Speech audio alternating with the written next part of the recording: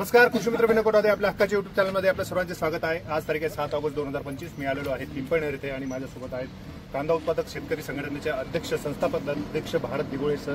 त्यांच्याकडे सर्व महाराष्ट्राच्या कांदा उत्पादक जे आहेत त्यांच्या सर्वांच्या आशा लागून राहिलेले आहेत आणि त्या पूर्ण आशेच्या स्थानी असलेले भारत दिघोळे सर आपल्यासोबत आहेत आणि त्यांचा आज आयोजित इथे दौरा आहे। त्याचं नियोजन काय आहे आणि त्याचं कारण काय आपण त्यांच्याकडून जाणून घेणार आहोत। पूर्ण देशामध्ये आपलं महाराष्ट्र राज्य कांदा उत्पादनामध्ये अग्रगण्य आहे, परंतु दुर्दैवाने वर्षानुवर्षे आपला जो मुख्य विषय आहे तो कांद्याला दर मिळत नाही किंवा कधीतरी एखाद्या महिन्यासाठी दर मिळतो, पण सातत्याने दर कधीच मिळत नाही। आपल्याला जर सातत्याने दर मिळवायचा असेल तर सर्वात प्रथम आपला शेतकरी संघटित झाले पाहिजे आणि शेतकरी संघटित व्हायचे तर ते योग्य दिशेने पण पावलं आपण टाकली पाहिजे। आपल्याला जर भाव मिळवायचा आहे तर कोणी एकटे लढून ह्या गोष्टी होणार नाही। आपण महाराष्ट्र राज्य कांदा उत्पादक संघटनेच्या नेतृत्वाखाली गेल्या 9-10 वर्षापासून सातत्याने लढतोय, अधिक बळ वाढण्यासाठी आणि अधिक शेतकऱ्यांना न्याय मिळण्यासाठी, शेतकऱ्यांची आर्थिक उन्नती होण्यासाठी। आणि दरवर्षी आपल्याला किमान 30 रुपये प्रति किलो आणि 3000 रुपये प्रति क्विंटल यापर्यंत दर मिळवायचा असेल तर आपण सर्वांनी एक संघ राहणं गरजेचं आहे।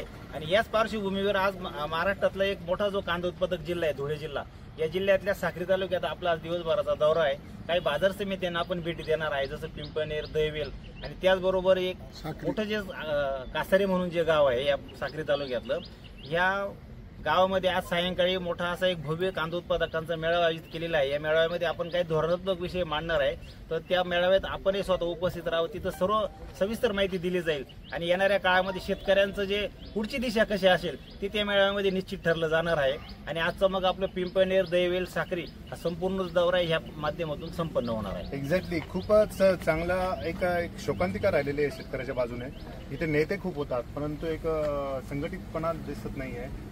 मला इतिहास आठवतो, शरद जोशींनी शेतकरी संघटनेची जी आहे ती पाया रोवला, त्याच्यानंतर आले राजू शेट्टी साहेब, रघुनाथ दादा आले, त्याच्यानंतर सदा रोखवत आले, परंतु आज जर पाहिलं तर एकच संघ कुठेच दिसत नाही आहे। त्यामुळे ते एकसंघ नसल्यामुळे कुठेतरी त्याचा इम्पॅक्ट जो आहे तो शेतकऱ्यांना भोगावा लागतो आहे।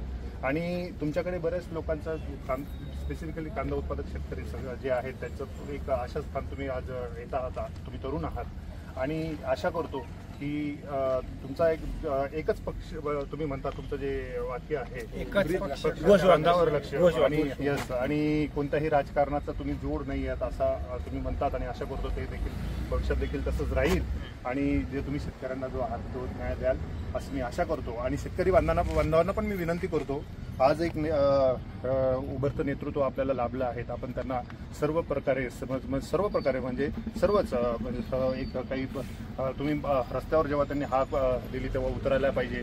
आणि प्रत्येक संघटना जी असते ती प्रत्येक संघटनेसाठी एक माणसांचं बळ लागतं, परंतु एक आर्थिक बाजू देखील खूपच महत्त्वाची असते। साहेब सर्व पूर्ण महाराष्ट्रात दौऱ्यात फिरत असतात, सर्व पद्धतीने शेतकरी जे आहेत बांधव आहेत कांदा उत्पादक त्यांच्या पाठीशी उभी राहतील अशी आशा करतो आणि आपल्या जो शेतकरी आहे त्याच्या कष्टाला जो आहे तो दाम मिळेल अशी आशा करतो।